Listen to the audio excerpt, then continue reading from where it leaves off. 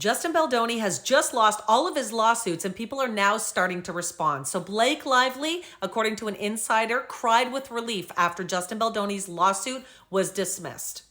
Insiders have now spoke with People magazine saying when Blake Lively and Ryan Reynolds received the news, they were obviously relieved, but Blake actually cried with relief. Blake appeared on Late Night with Seth Meyers on May 1st, talking about the intense year that she's had. She said it's been full of the highest highs and the lowest lows of her life. In April of 2025, Ryan Reynolds spoke with People magazine saying, "I'm incredibly in awe of my wife in many ways. I don't know that I've met somebody stronger. And her coping mechanisms are just coffee, which is amazing to me because I don't know how I could hold what she holds and do it with such grace and strength.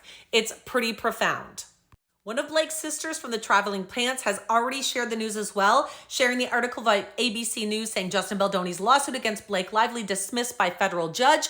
And she writes the caption, "Proud of you, Blake. This is a win for women everywhere who dare to speak out."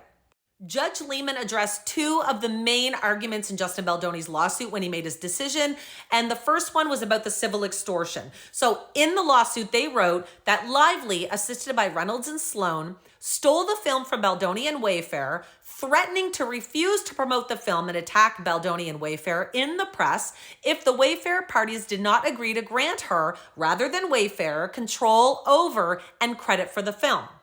And the second was the defamation, in which he claims that Lively, Sloan, Reynolds, and the Times spread a false narrative that Baldoni committed sexual misconduct towards Lively and the Wayfair parties, then engaged in a smear campaign to ruin her reputation.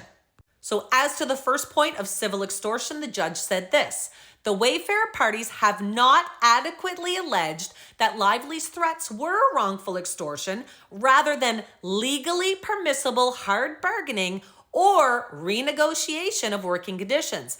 It also notes that regardless of the propriety of Lively's alleged actions, they don't qualify as civil extortion under California law.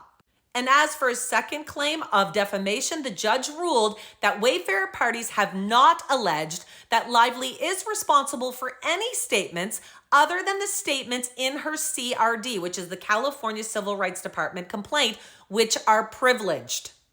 He also commented on the alleged statements made by Reynolds, Sloan, and the Times accusing Baldoni of sexual misconduct. He wrote and said, "But the Wayfair parties have not alleged that Reynolds, Sloan, or the Times would have seriously doubted these statements were true based on the information available to them, as is required for them to be liable for defamation under applicable law." So he says there was no defamation. Now, the judge has dismissed his claims with prejudice, which means it's dead in the water. He cannot refile to go after her again, except for one section. The judge ruled that if Baldoni's team wants to go after her for breaching contract or something like that, they can reword things and refile, but they have until June 23rd to do so, and it'll be interesting to see if they follow through with that.